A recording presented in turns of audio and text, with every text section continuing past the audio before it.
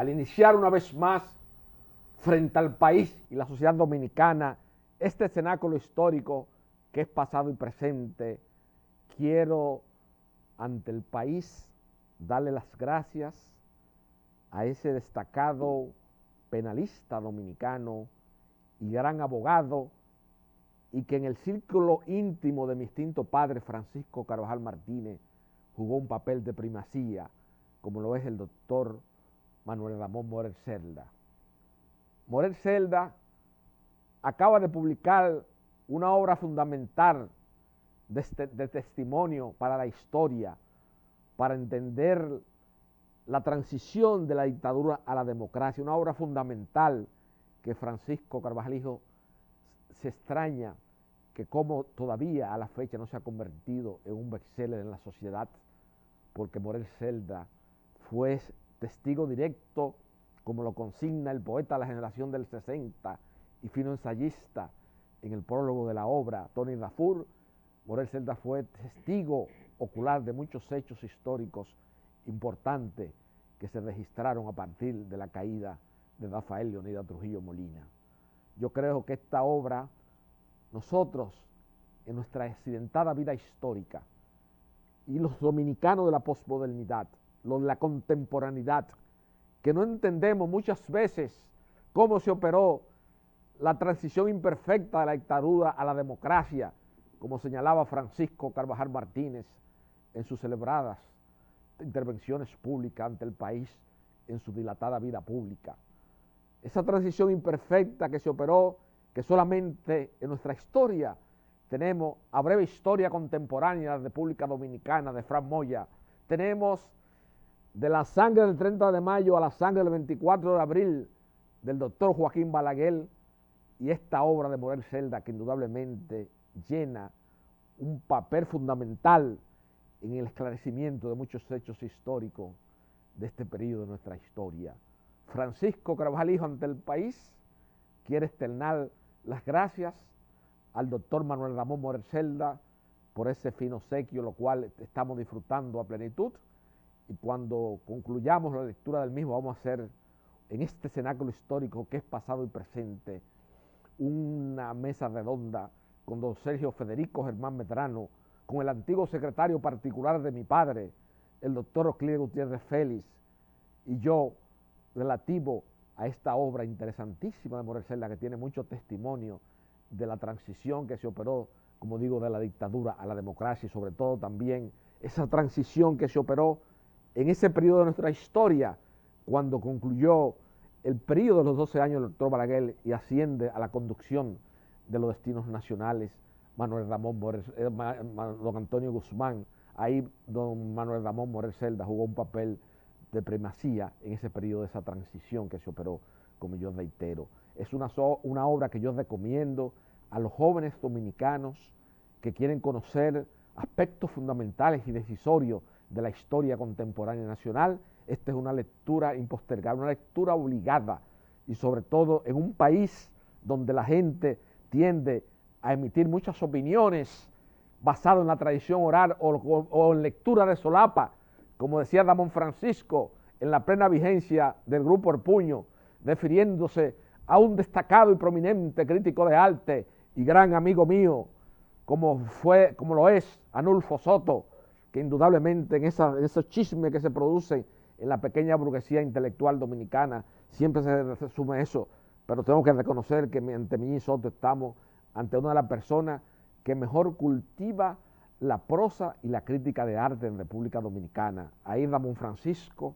que fue mi gran amigo, siempre nosotros mencionamos eso porque se refería a diversas actividades. Entonces, yo recomiendo a los jóvenes dominicanos, ya saliéndome del comentario tangencial, la lectura de esta obra del doctor Manuel Ramón Morel Celda, Testimonios desclasificados.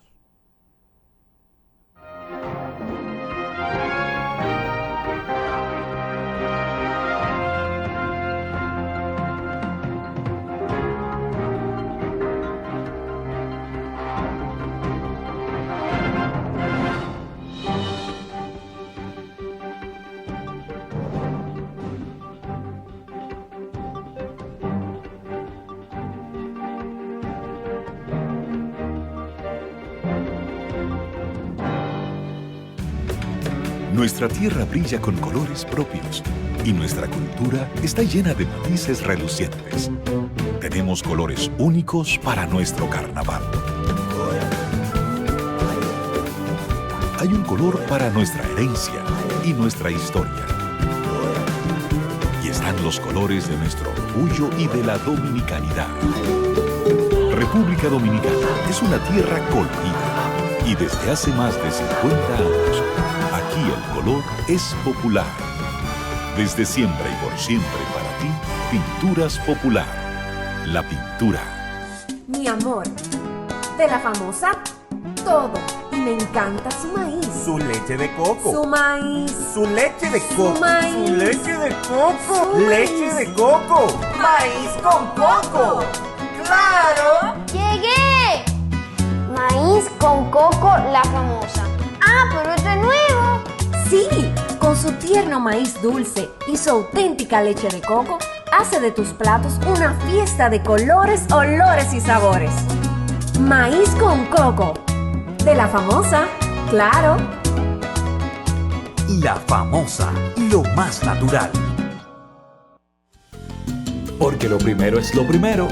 Delante de una experta abuela, siempre hay un exquisito nutritivo plato y detrás una delicada y dulce madre que los deleita con deliciosas pastas, pescados y guisos tan ricos porque siempre lleva adelante la pasta de tomate La Famosa, que da sabor y color insuperable. Porque lo primero es lo primero, de La Famosa, claro, La Famosa, lo más natural. Porque lo primero es lo primero. Delante de una feliz pareja siempre hay unos gandules guisados con coco o un sabrosísimo mono de gandules y detrás una sabia y tradicional herencia para cocinar tan sabrosos platos. Porque ella siempre tiene delante los gandules La Famosa, verdecitos, frescos y con coco. Porque lo primero es lo primero. De la famosa, claro. Y La Famosa, lo más natural.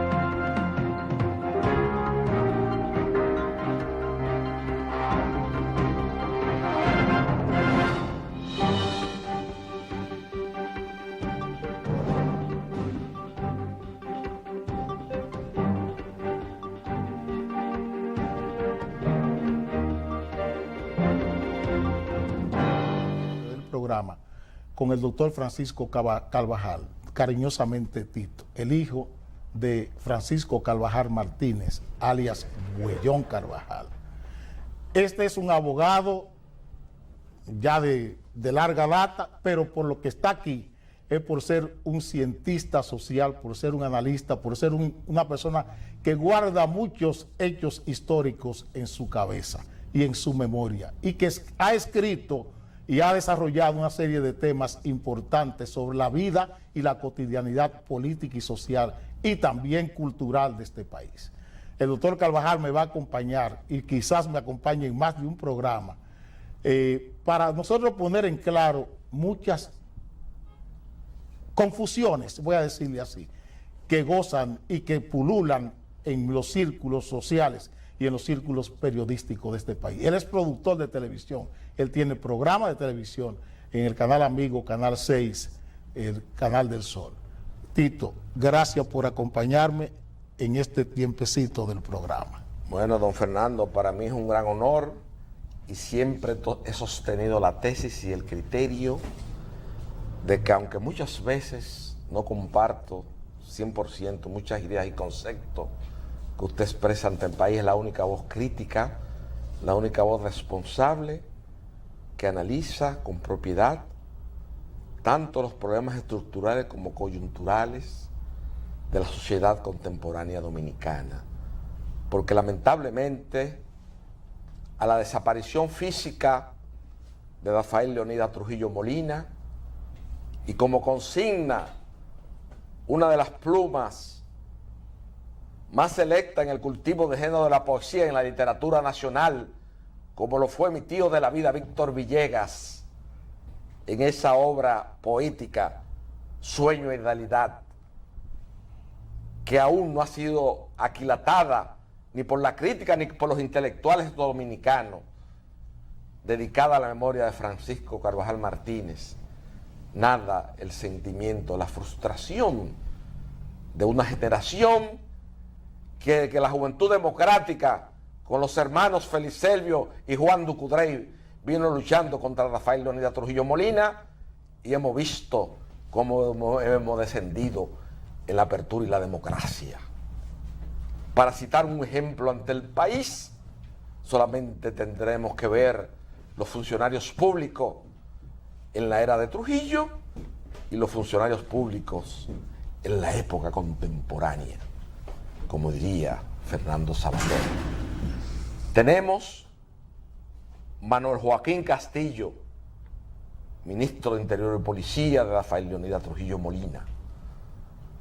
Tenemos a Jesús Vázquez Martínez, ministro de Interior y Policía de la actual administración, que por cierto, y dicho sea de paso, como un aspecto tangencial, está a punto de explotarle un escándalo en ese ministerio, porque ha cancelado más de 200 empleados y está en la misma situación del caso que usted señaló de la joven que lamentablemente tuvo que acudir, de esa dama dominicana, y que don Luis Abinader, de que el cual yo tengo cifradas ciertas esperanzas de que mantenga a flote este país, porque el fracaso de Luis Abinader es el fracaso de todos los dominicanos, de nuestro país, de la viabilidad, de la permanencia en el espacio y en el tiempo de este hábitat geográfico que está por diversos factores ahora mismo contornándose su peligrosidad en el destino dominicano, como señaló un político en un momento determinado que no se le hizo mucho caso, como fue el licenciado Luis Julián Pérez en su obra El pueblo dominicano frente a su destino. Tenemos el problema migratorio haitiano. El haitiano que no está aquí es porque no ha querido cruzar o que se ha decidido quedarse en su país. La sociedad dominicana parece una orquesta disonante. Las voces críticas del periodismo nacional, le hace Juan Bolívar Díaz, Andrés Le Mateo, Esteban Rosario, un grupo de personas en las cuales Francisco Carvajal hijo había fijado su esperanza, pasaron a ser simples burócratas. Por eso Villegas siempre me decía, en ocasión de la publicación de la obra En Mito y Cultura en la era de Trujillo, de Andrés Le Mateo, que ese libro era una concepción, partía de una concepción, una premisa errada, de que Trujillo había manipulado la cultura, cuando realmente Rafael Leonidas Trujillo Molina tiene el mérito, y los presidentes que han venido en la apertura y la democracia son los que han validado ese criterio, porque la vida y la sociología y el desarrollo de las fuerzas sociales se nutren de realidades, no de interpretación ni de palabras. Ahí está la realidad, y la que reafirma esas afirmaciones es la foto que mi profesor inolvidable Rafael Lupo Hernández Rueda y Marino Vinicio Castillo Rodríguez exhiben con orgullo de una tarde en la normal Presidente Trujillo, cuando vino un reportero de una revista norteamericana a hacer un reportaje de educación superior durante la era de Trujillo, y por el azar el profesor Carlos Curier se encontraba con discípulos en un recreo hablando, y se tomó esa foto al azar, y de esa foto nada más, de esa foto emblemática, salieron dominicanos de la talla, de la magnitud y de las dimensiones históricas de un Manuel Aurelio Tavares Justo, el líder político más importante de la generación de mis padres, y que resumió lo más granado y lo más selecto de la juventud dominicana en la resistencia contra Trujillo, y que fue el movimiento más sustentación social en el seno del 14 de junio,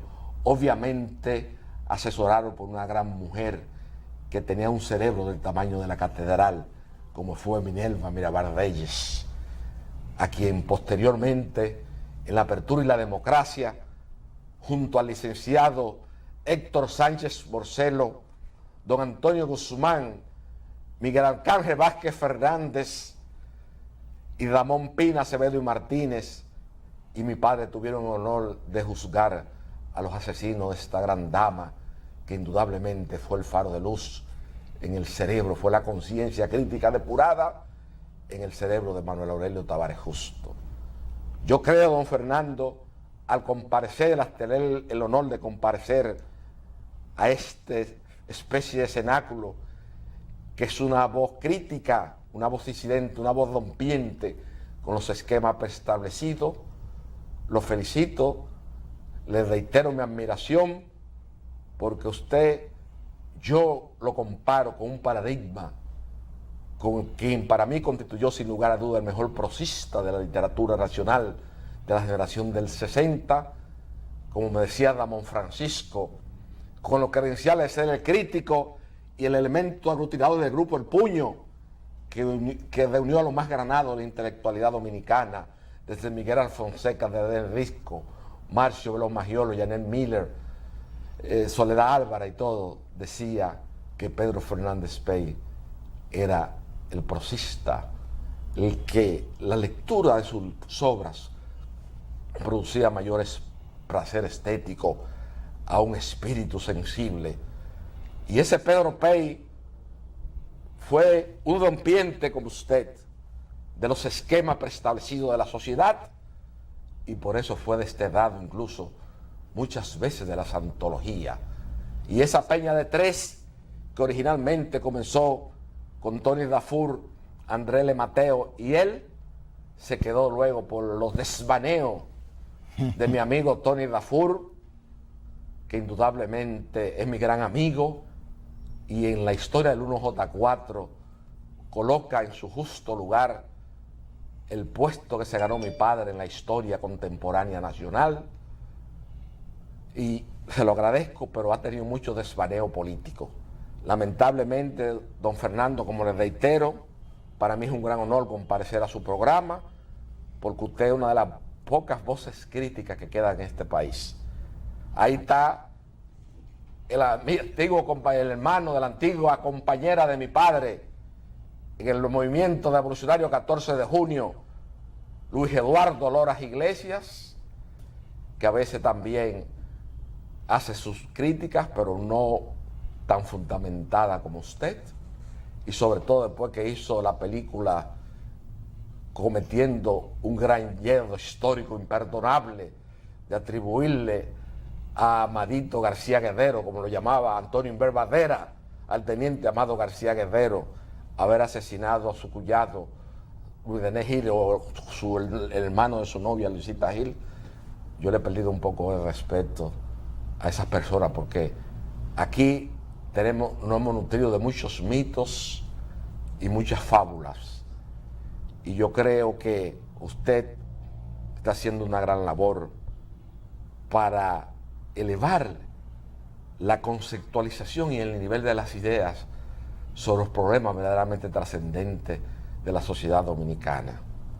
Da una pena, me produce mucha pena, me produce mucho escozor ver en las redes sociales cómo la mayoría de los funcionarios de la actual administración se pasan publicando fotos de actividades que ellos realizan, como mi amigo y esposo de la hijada de mi padre y de la hija de Víctor Villegas, Orlando Jorge Mera, que publica, si una jicotea va a salir de un río, ahí pone una foto de una vez de la jicotea caminando.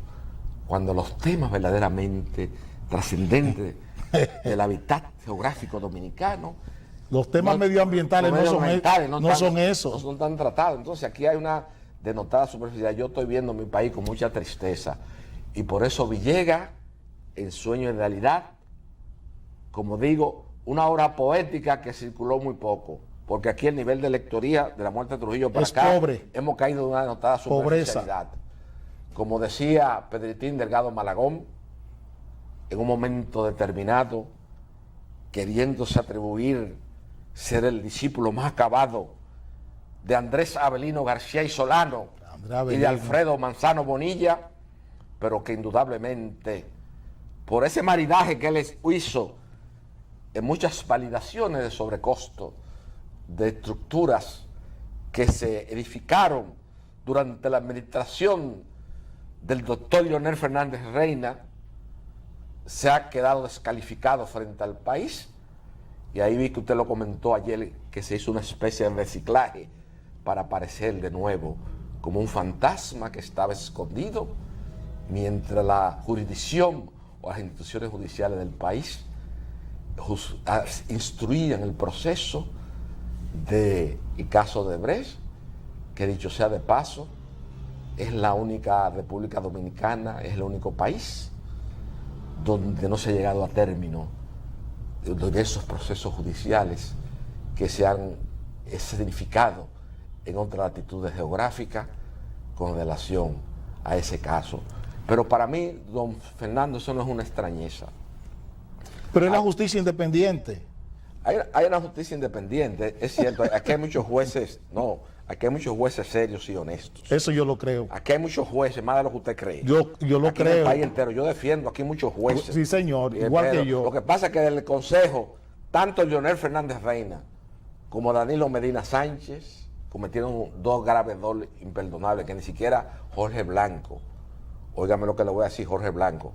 Aquí tenemos que hacer un replanteo de los esquemas y de los valores y la categorización histórica, porque Jorge Blanco, siendo socio de Negrovera, no se atrevió a llevar a Negrovera a presidente de la Suprema Corte. Hay que reconocerle eso a Jorge Blanco. Sí, señor. Y a Jorge Blanco hay que reconocerle también que tomó la medida económica más importante, que todo ese progreso material que se ha derivado con posterioridad y ese desarrollo económico y social que vino en esos 10 años de ese retorno de los trajes blancos del doctor Balaguer, como decía Miguel Alfonseca, refiriéndose a ese neotrujillismo espiritual cuando va en regresión en 1966, y esa duplicidad que hubo de Producto Interno Bruto en la República Dominicana bajo la administración de don Leonel Fernández Reina, se debe en parte a esa medida que Jorge Blanco asumió el costo político.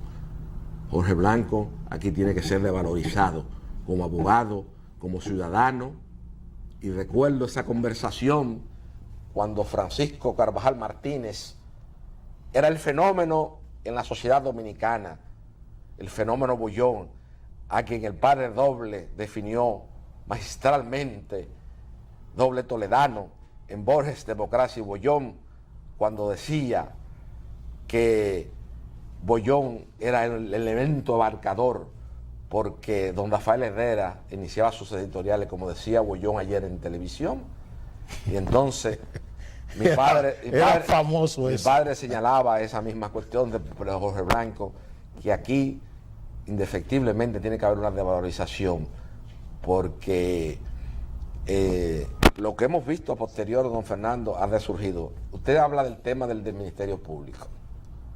Aquí se han creado muchos mitos y muchas fábulas.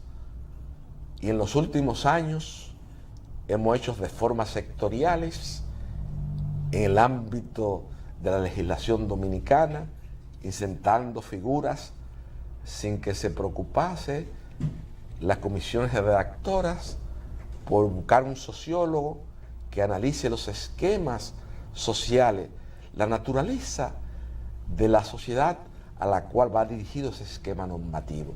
Se crea una normativa procesal penal que ha servido y han venido unos teóricos sin ninguna experiencia vivencial, y se hace una reforma constitucional del 2010 y se crea una nueva normativa procesal penal que se habla de la constitucionalización de las normas procesales y lo que ha servido en la práctica, en la realidad, en la cultura vivenciar, en lo que se percibe en la cotidianidad, en el día a día, es que ha servido como una patente de corso para aumentar la sociedad dominicana, cuando lo que procedía era insertar las últimas reformas procesales francesas a la normativa procesal penal de la República Dominicana. Y aquí en este país también quiero hacerle un reconocimiento a Jorge Antonio Subero Isa. Subero Isa fue un equilibrio, vino como designación de equilibrio de las fuerzas políticas y sociales y su buen desempeño en la Suprema Corte de Justicia. Pero yo me opuse a que Leonel Fernández nombrara un socio de él como Mariano Germán Mejía, que es mi profesor de Derecho Procesal Civil de la Universidad Nacional Benedicto Ureña y un gran amigo mío. Y me opuse a la designación de Luis Henry Molina también, porque no tenía esa categoría. Yo quería que fuera mi amigo Olivo Andrés Rodríguez Huerta, que indudablemente tiene los credenciales de ser primero en el ámbito de la bibliografía, es el que tiene la biblioteca más importante jurídica de este país, es un estudioso, es un muchacho humilde, es un muchacho que es amigo de todos los estamentos de la ciudad y tenía mayores credenciales que el actual presidente de la Suprema para ocupar ese puesto. Yo creo que Danilo Medina Sánchez y Leonel Fernández, al hacer esas dos designaciones, le ha hecho un flaco servicio al desarrollo institucional y democrático de la sociedad dominicana, don Fernando.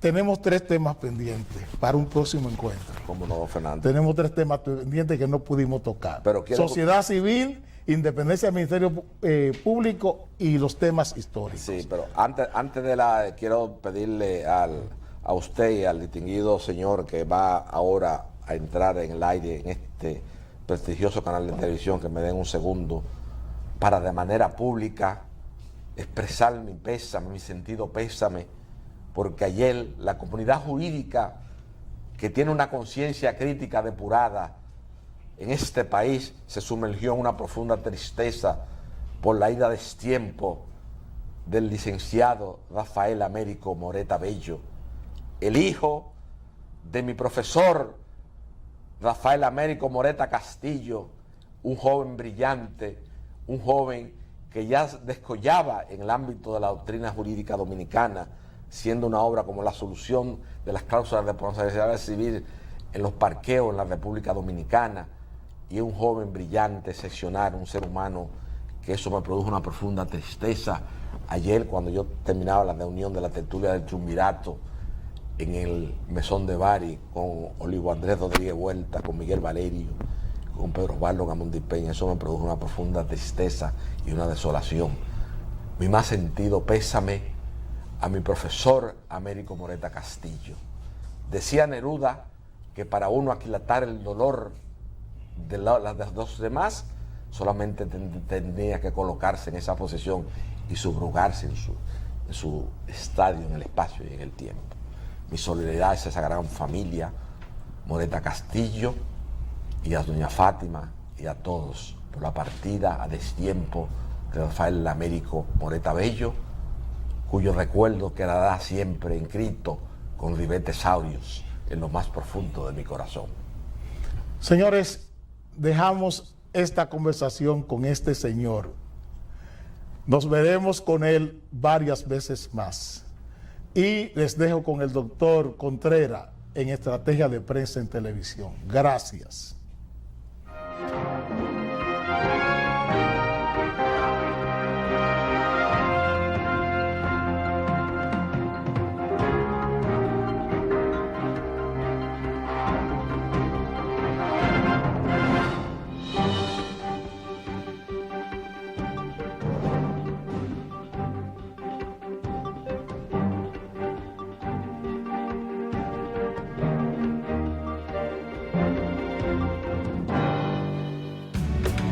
Nuestra tierra brilla con colores propios y nuestra cultura está llena de matices relucientes. Tenemos colores únicos para nuestro carnaval.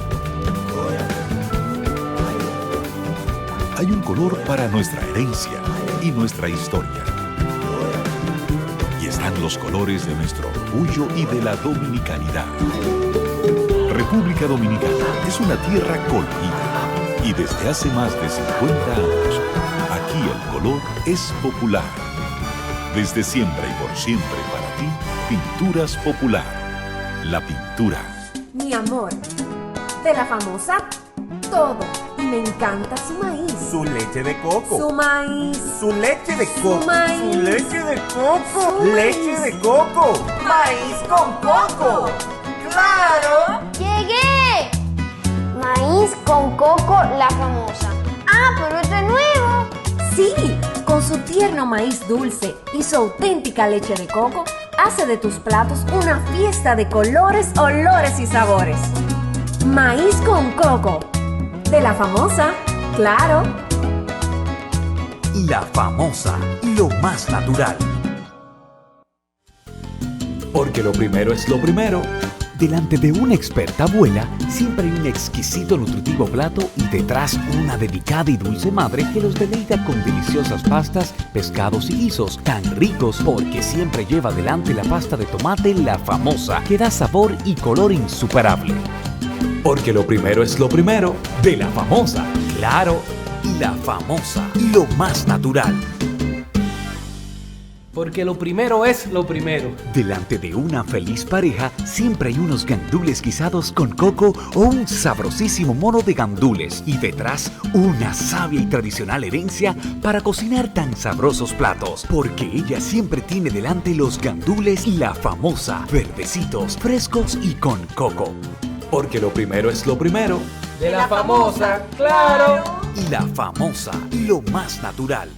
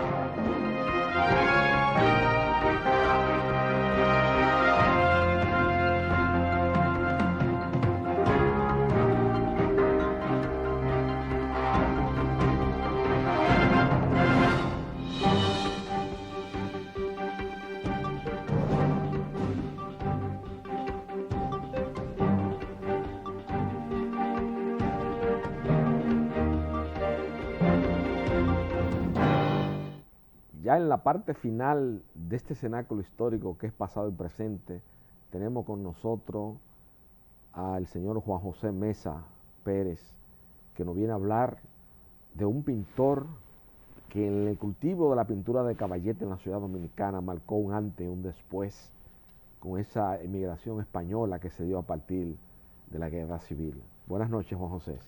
Muy buenas noches, doctor Carvajal. Qué privilegio estar aquí de nuevo con usted en pasado y presente. Y nada más y nada menos que para hablar de José Gauzach. Claro. Que sí, esa tertulia ya la hemos tenido varias veces. Claro. En varios lugares al mismo tiempo. Claro, No en la Peña del Triunvirato, en el Mesón de Bari, pero debemos ir a hablar de Gauzach también al Mesón de Bari en cualquier momento. Claro, claro. Pero la verdad que hablar de Gauzach es como recibir un bálsamo en esta época. Claro. La mejor etapa de la pintura nacional. Yo diría que los pintores que marcaron una época fueron discípulos de Gauzach. Por ejemplo, Gilberto Hernández Ortega es un producto directo. Díganlo de otra manera, yo pienso que el pintor que más influyó en el arte dominicano en el siglo XX fue José Gauzach. Exactamente. Sobre todo comparto ese criterio. El forjador de las primeras enseñanzas que salieron. Mira, aquí tenemos en pantalla esa imagen de su registro ante la Cancillería, ante la Embajada de España, del residente, donde podemos ver que Gauzach nació en el año 1889, el 1 de mayo. Ese día se comenzó a celebrar por primera vez la conmemoración del Día del Trabajo. O sea que Gauzach vino con las pilas puestas a enseñarnos lo que es el trabajo y el amor por el arte.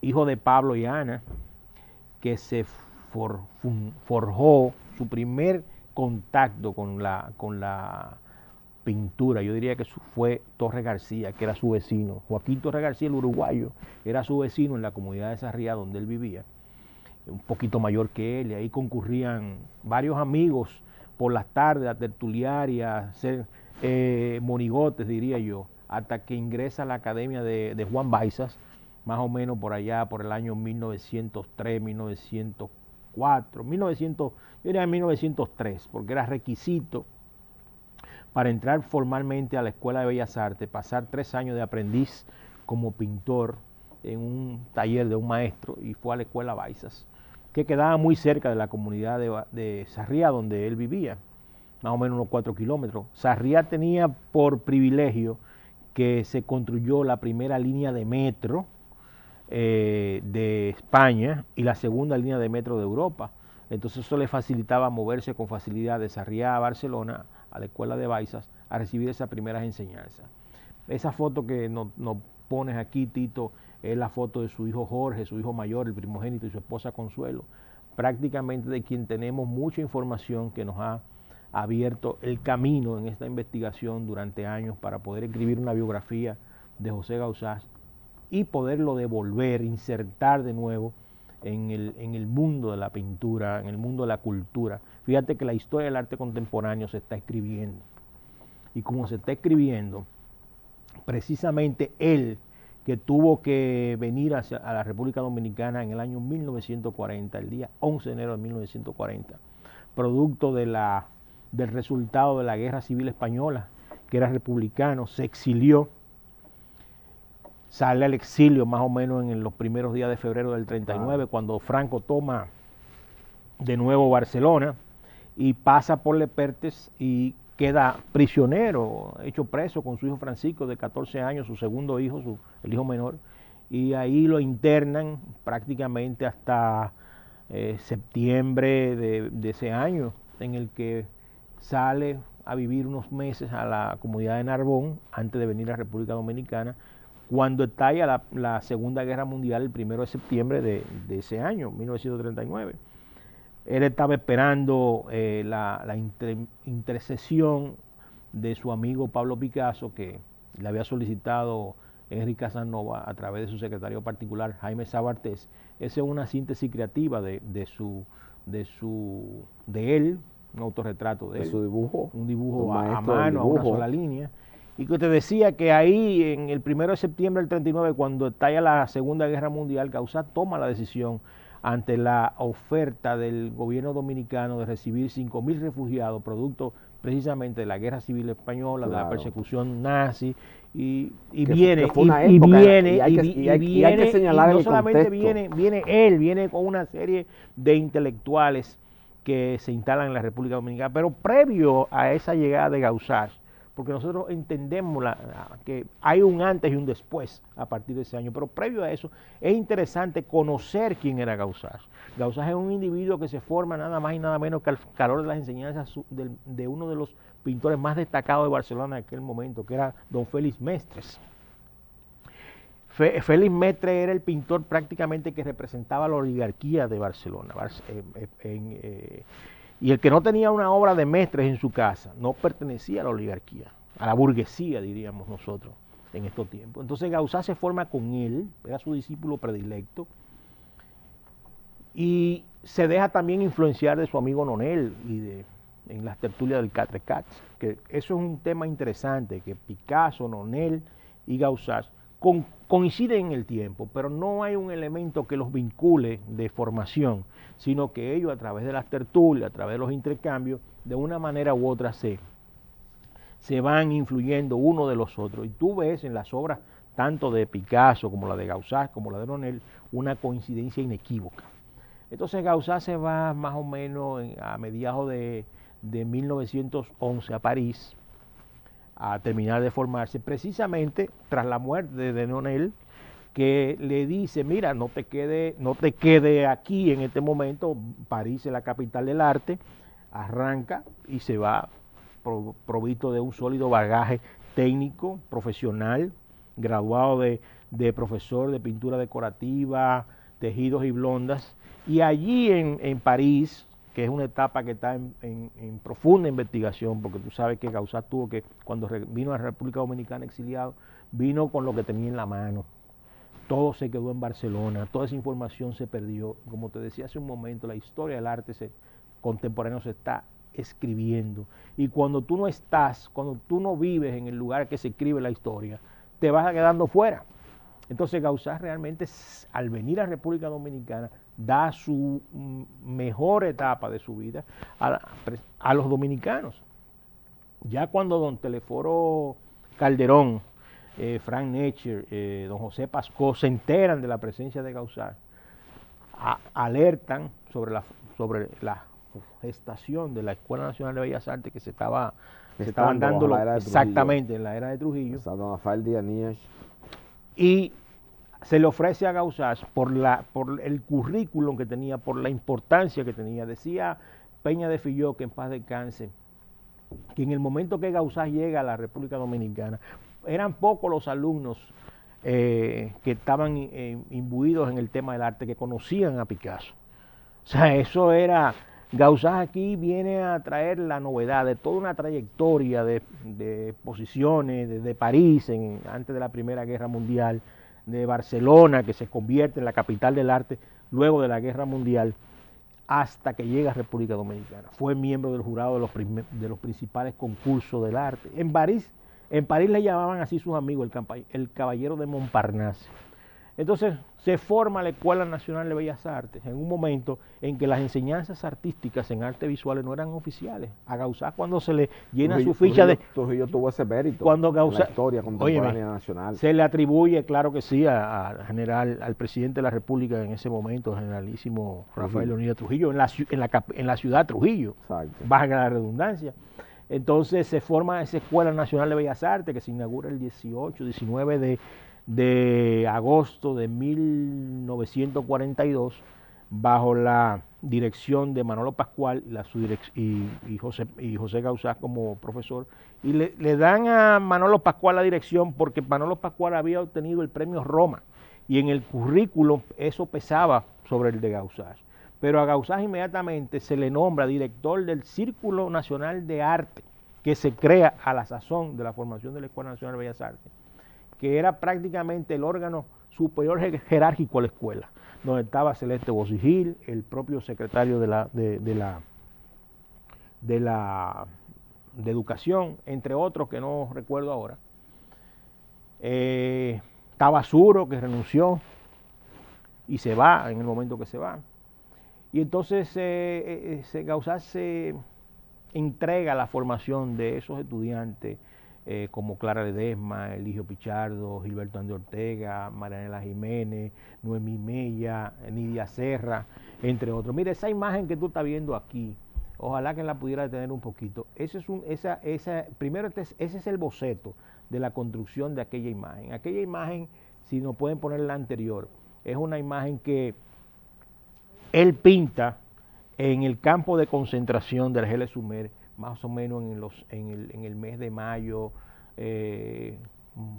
junio de ese año.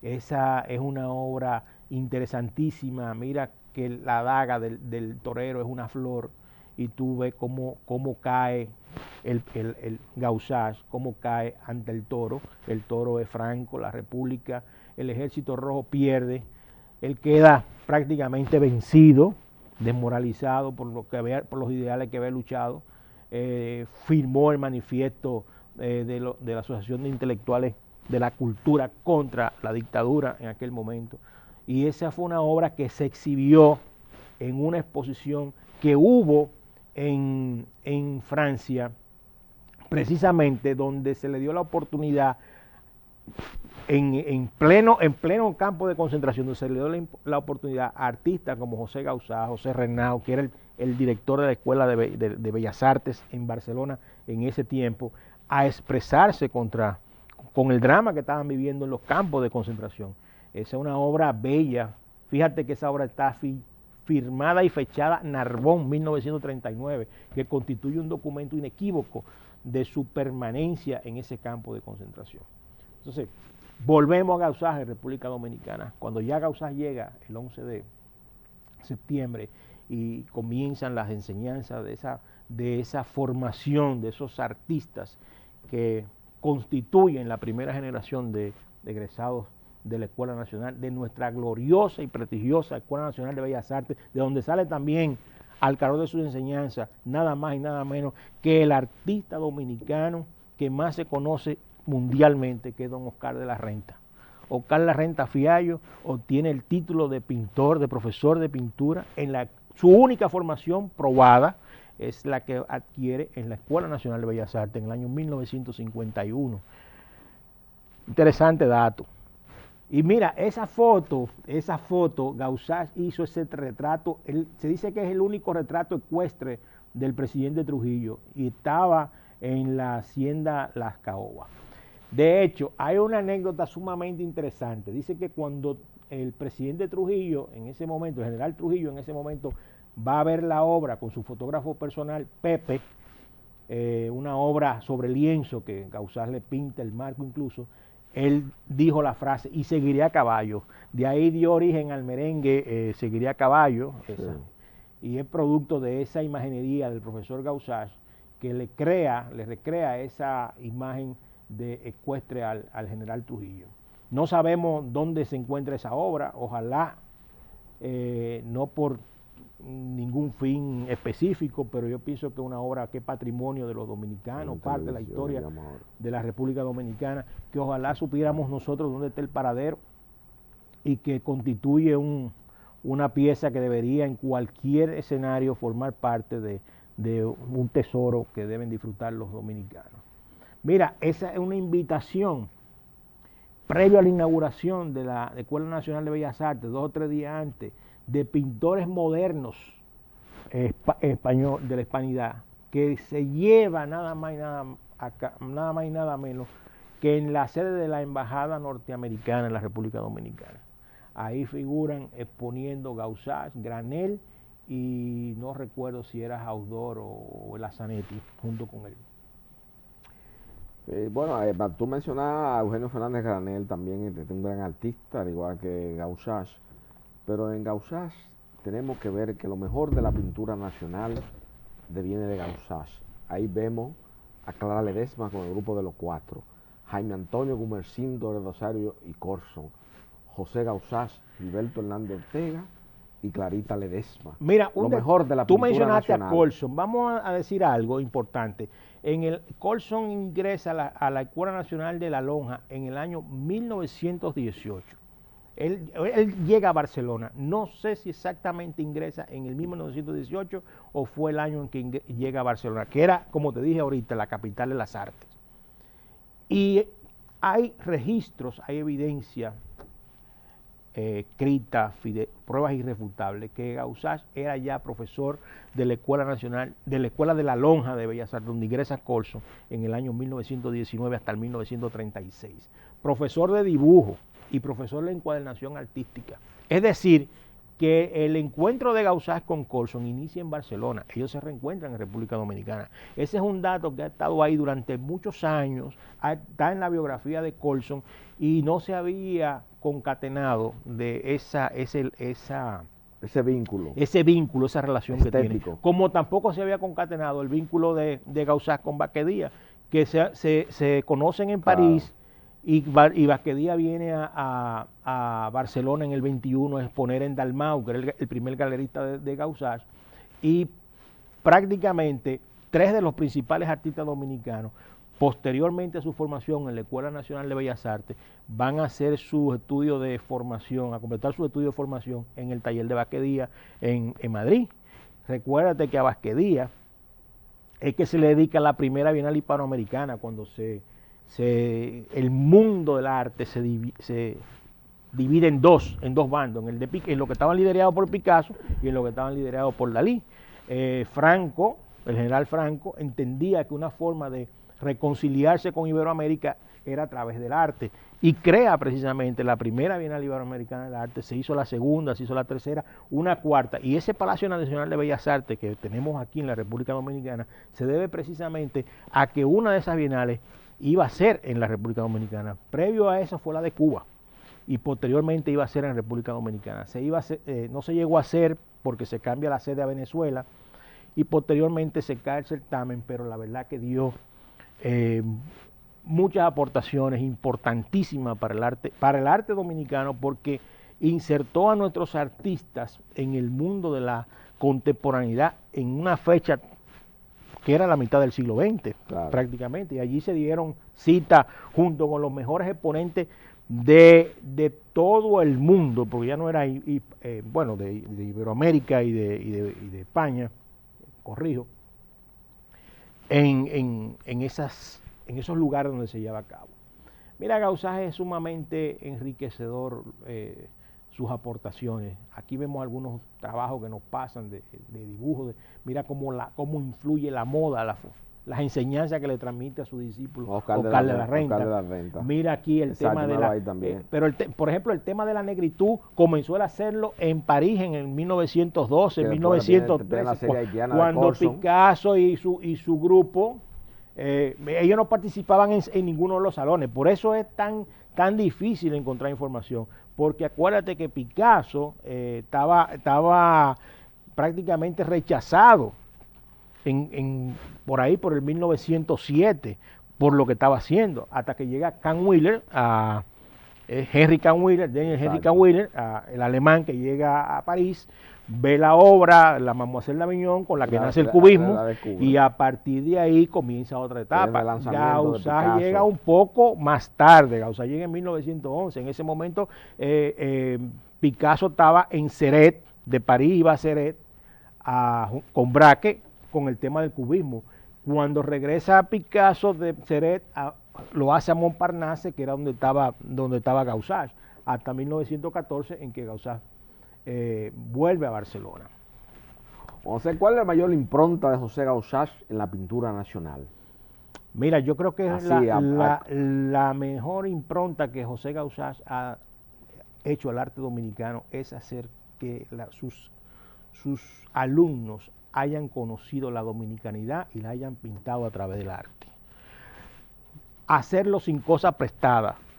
Trajo el calor de las vanguardias, la formación de la Escuela de París, sus conocimientos de su formación en Europa, lo trajo a República Dominicana para enseñarlo a ver el color y hacer una obra totalmente dominicana. Yo digo que con José Gaussage va a pasar lo mismo que con José Teocópulos el Greco, que siendo griego... Dominico Teotocópulos. Creta le dio la vida y Toledo los pinceles. Correctamente, que siendo griego dio su arte a España. Marañón. Gaussage, siendo español, dio a su arte a República Dominicana. Claro.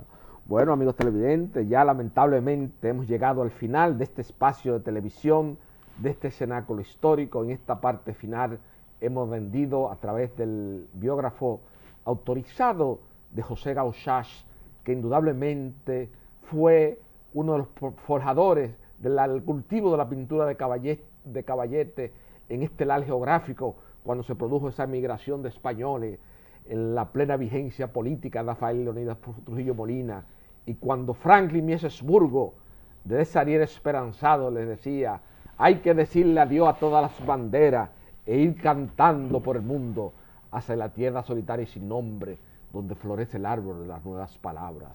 Esa fue la República Dominicana. Ese fue José Gaussage. Ese Gaussage cuyas enseñanzas la aprendemos a apreciar en los inusitados placeres estéticos que nos produce la obra de Iván Tovar, de Gilberto Hernández Ortega y de Tomasín López Ramos. Y de Paul Giudicelli. Revaloricemos a José Gaussage y démosle la impronta que merece en la historia de la pintura nacional y del arte caribeño. Buenas noches, amigos televidentes.